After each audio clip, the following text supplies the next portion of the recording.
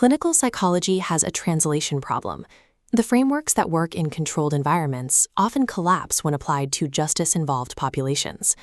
Standard models like cognitive behavioral therapy and moral recognition therapy are frequently delivered as dry, intellectual abstractions. They ask people to logically map out their thoughts, but the target population for these programs usually operates in a state of severe, chronic nervous system dysregulation. The sterile rooms where these therapies are designed look nothing like the chaotic, street-level realities where they actually have to be applied. When an intellectual concept collides with a real-world trauma trigger, the framework evaporates. The body's fight-or-flight reflex takes complete control. Handing a highly dysregulated person a theoretical packet without giving them a physical, embodied way to translate it is clinical negligence. To see how to actually bridge this gap, we can look at a specific session from the ROFA Academy, recorded on May 21, 2026. The morning is split between two facilitators, Valerie and Chris. Their methods look entirely different, yet they achieve high rates of behavioral compliance. They do this by establishing a dual regulation field. Sustainable recovery requires two things simultaneously: a bottom-up emotional mapping to soften shame, and a top-down cognitive architecture to manage crises. This video deconstructs how that field is built. Valerie leads the 9 a.m. session. Her primary domain is emotional resonance and relational repair.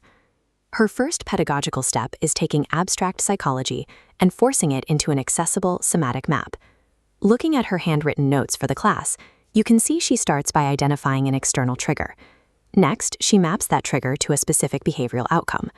The crucial step happens in the middle. She introduces somatic response, forcing participants to isolate physical bodily reactions from emotional labels.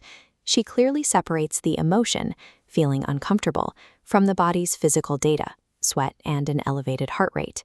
In the margin, she notes that anger is a secondary emotion. It acts as an alarm signal for deeper vulnerabilities. Breaking a reaction down into physiological data points is a deliberate clinical tactic. It removes the moral judgment from feeling overwhelmed. This bottom-up mapping allows individuals to observe their nervous systems objectively. A terrifying loss of physical control becomes a manageable sequence of events. Valerie applies this logic directly to her time in Kensington. She explains how she was caught completely off guard when someone lit a crack pipe right in front of her during a visit. She details her immediate physical activation and fear, proving to the room that dysregulation happens to the facilitator too.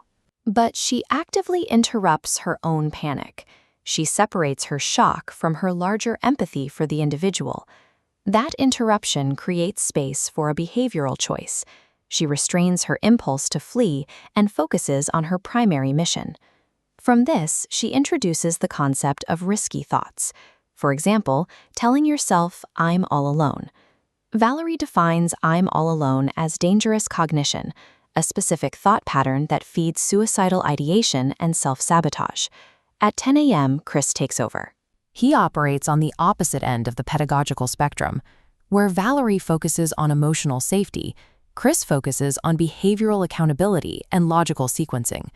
His core mechanic is cognitive interruption. Looking at Chris's notes on situational management, his primary directive is the necessity of identifying physical signs of anger before reacting.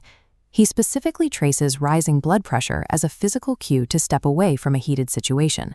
Chris argues that without this physical interruption, any abstract action plan is completely useless. You can have the blueprint for the house, but if you don't pick up the physical tools, nothing gets built. Chris translates the theory of recovery into a rigid, top-down logistical checklist. He demands that participants take immediate ownership of their physical reactions. Chris grounds his theory using a live demonstration, a threatening delinquent payment letter from probation he received that exact morning. This introduces the amygdala check. The letter is designed to trigger an instant panic response.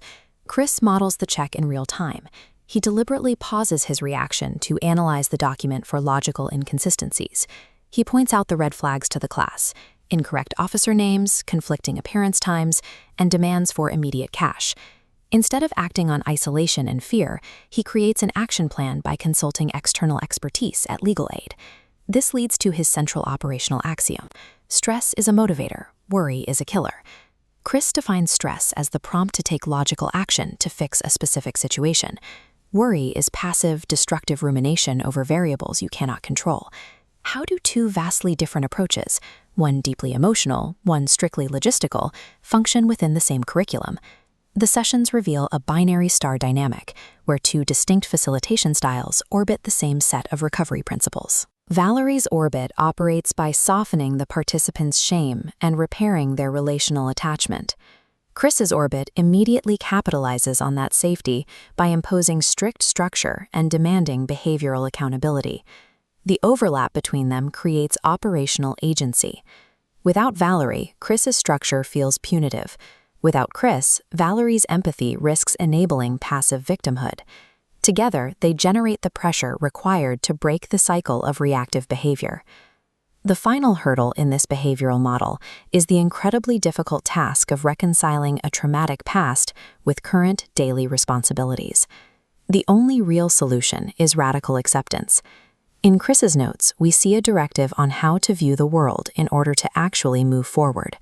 It reads, "Accept sinful world as is to move forward."